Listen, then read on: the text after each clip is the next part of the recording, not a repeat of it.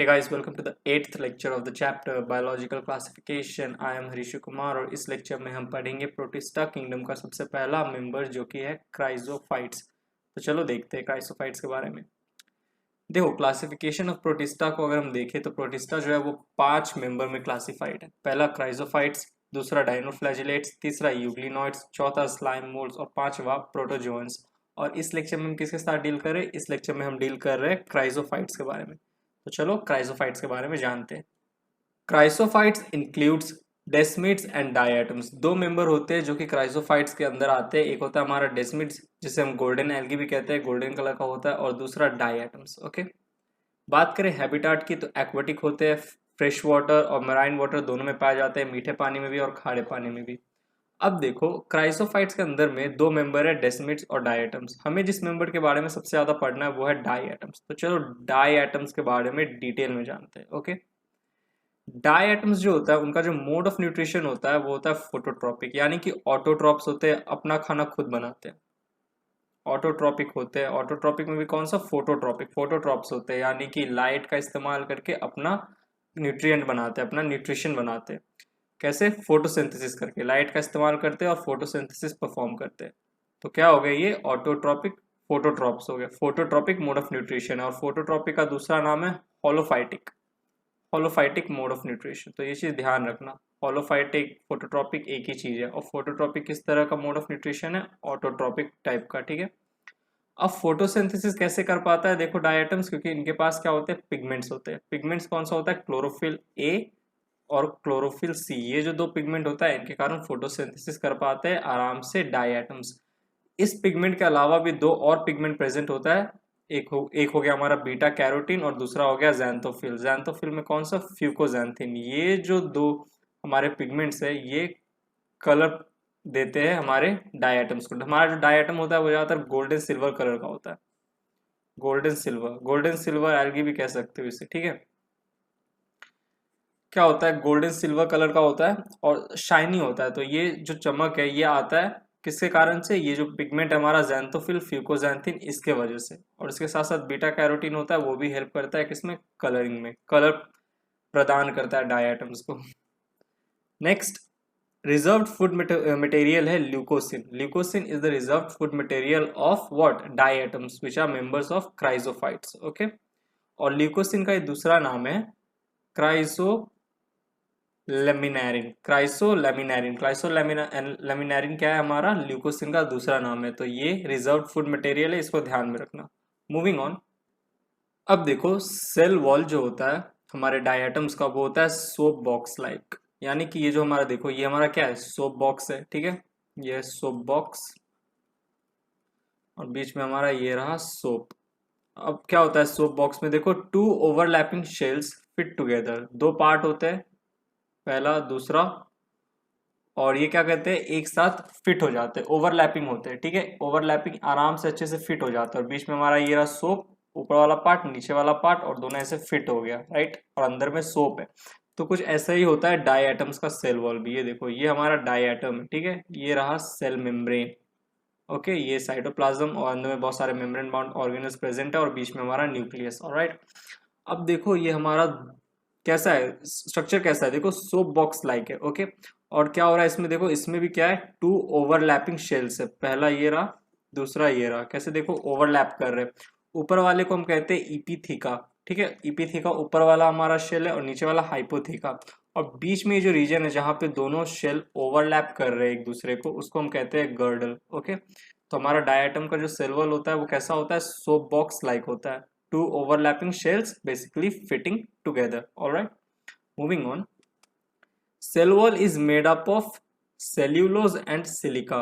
Cellulose और silica का ये दोनों जो शेल है हमारा सेल वॉल, ये जो दोनों का दोनों शेल्स है सेल वॉल का, दोनों बने होते हैं सेल्यूलोज से और सिलिका से। ओके, सिलिका का एक बहुत ही इंपॉर्टेंट रोल होता है। क्या होता है? देखो, it makes the cell wall indestructible. Cell wall को इनडेस्ट्रक्टिबल बना देते हैं, यानी कि सेल वॉल को अब डिकम्पोज नहीं किया जा सकता। Cell wall can not be decompose, it can not be destroyed. Why? Because the cell wall of diatoms are made up of silica.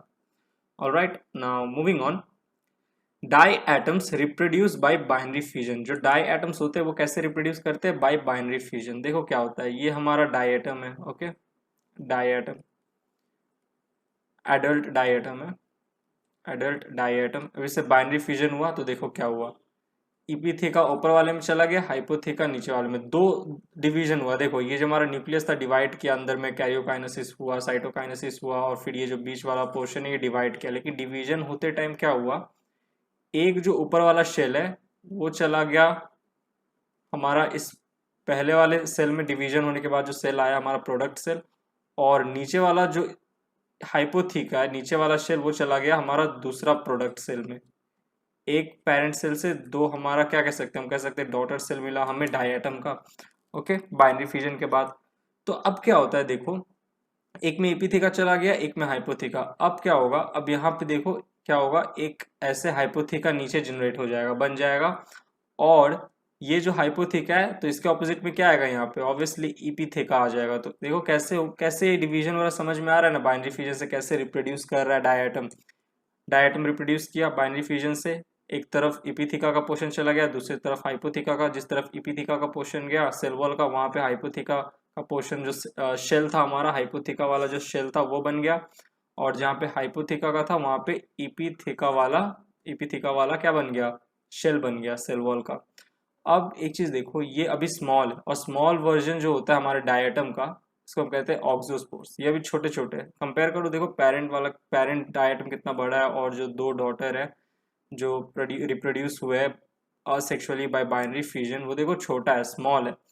तो स्मॉल वाले जो हमारे डायटम है उनको हम कहते हैं ऑक्सोस्पोर्स, जो कि बाद में आगे जाके लेटर फॉर्म्स एडल्ट डायटम, वापस से एडल्ट डायटम आगे जाके बन जाएगा। लेकिन स्मॉल वर्जन ऑफ डायटम को हम क्या बोलेंगे, ऑक्सोस्पोर्स। कब ऑक्सोस्पोर बनता है, जब एडल्ट डायटम का डिवीजन होता है तो छोटे छोटे डायटम बनते हैं, उन्हें हम कहते हैं ऑक्सोस्पोर्स। और यही ऑक्सोस्पोर बाद में जाके एडल्ट बन जाते हैं, और फिर उनका वापस से बाइनरी फ्यूजन होता है। तो यहाँ पे हमने डायटम कैसे रिप्रोड्यूस करता है बाइनरी फ्यूजन वो देखा। चलो अब आगे बढ़ते हैं। अब एक चीज देखो, cell wall of diatoms are indestructible, ठीक है, because it is made up of silica. मैंने अभी थोड़ी देर पहले कहा था।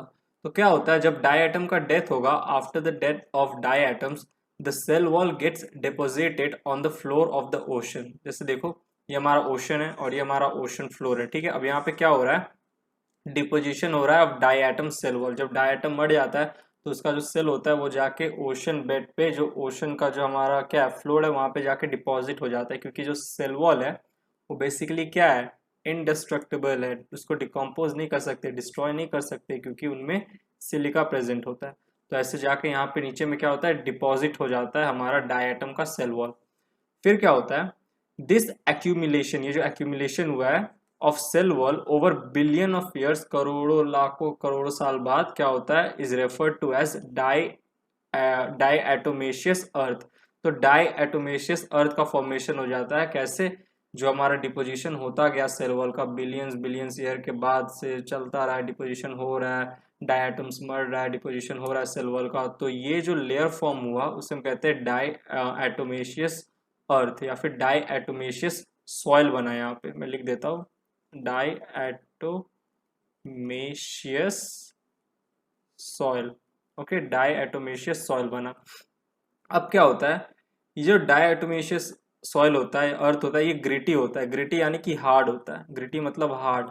अब हार्ड है तो किस में आता है, पॉलिशिंग के काम आता है। किस चीज के पॉलिशिंग में, पत्थर के पॉलिशिंग में। पत्थर का जो फैक्ट्री होता है, इंडस्ट्री होता है, मार्बल, ग्रेफाइट, ये सब जो पत्थर है इसके पॉलिशिंग में काम आता है, पॉलिशिंग होता है उसका, ठीक है।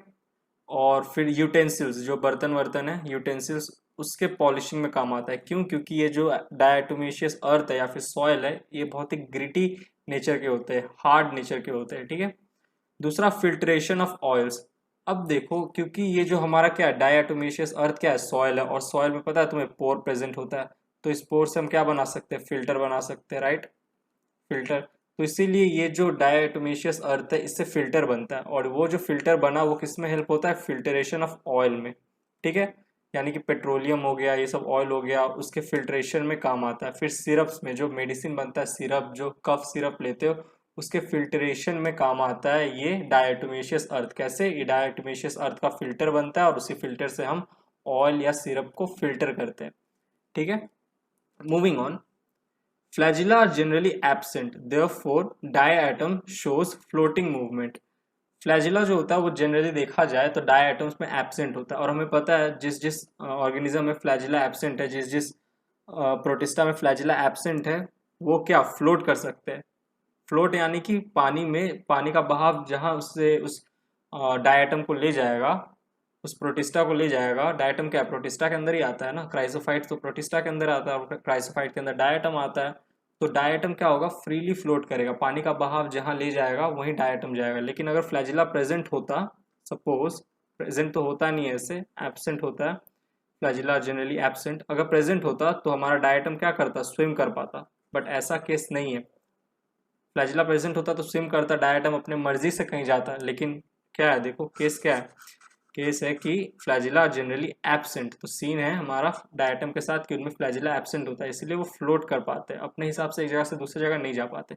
अब ऐसे ऑर्गेनिज्म जो आराम से फ्लोट करते हैं in aquatic habitat are known as planktons. तो हम कह सकते हैं कि हमारा जो डायटम्स है वो क्या है, प्लैंक्टॉन्स है, एक तरह से प्लैंक्टॉन्स है। अच्छे से लिखने दो, planktons.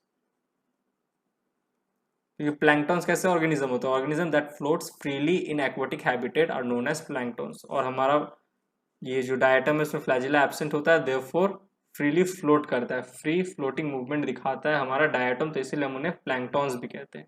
Okay, next, diatoms are chief producers of oceans. Ocean में देखो सबसे ज्यादा पाए जाने वाले जो हमारे ऑटोट्रॉपिक ऑटोट्रॉपिक जो ऑर्गेनिज्म है, जो क्या कहते हैं, फोटोट्रॉपिक होते हैं, फोटोसिंथेसिस करते हैं, लाइट का एनर्जी यूज करके अपना खाना बनाते हैं, और प्रोड्यूसर्स होते हैं, उन्हें हम कहते हैं, वो हो गए हमारे ओशन में सबसे ज्यादा डाई एटम्स। डाई एटम्स और प्रोड्यूसर खाना बनाते हैं। डाइट प्रोड्यूसर कौन होता है, ऐसा ऑर्गेनिज्म जो खाना बना रहा है, और हमारा डायटम क्या है, खाना बना रहा है, खाना प्रोड्यूस कर रहा है, तो उसे हम प्रोड्यूसर कहते हैं। क्यों, क्योंकि डायटम्स क्या होते हैं, फोटोट्रॉपिक होते हैं, राइट।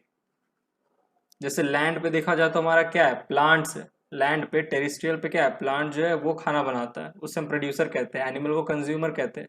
बट ओशन में सबसे ज्यादा चीफ, सबसे ज्यादा पाए जाने वाला जो ऑर्गेनिज्म है ओशन में, एक चीज याद रखना, वो डायटम्स है।